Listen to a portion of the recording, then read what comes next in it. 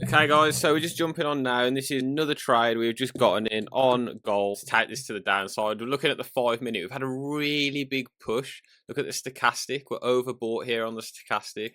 The MACD's just starting to challenge over there on the histogram, and then you can see now how market could start to pull back. Now you can see we're starting to push down. So I'm going to get this to break even. 4604.33, 4604.33.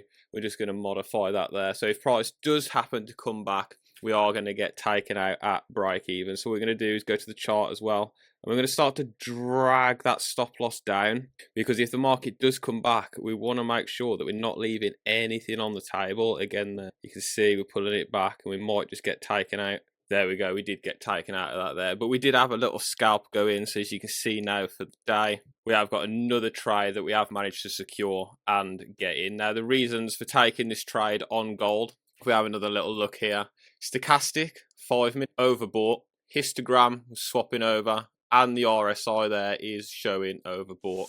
We have had that little bit of a push on the 1 minute time frame. You can see there, push into the top. That there is a double top pattern. And as you can just see as well, the reason why we drag and trail that stop loss, because if we didn't, we would have just been taken out again there at break even, and we would have left all those profits on the table, and price could potentially have gone against us and gone back to our stop loss. So those are some reasons why we trail it.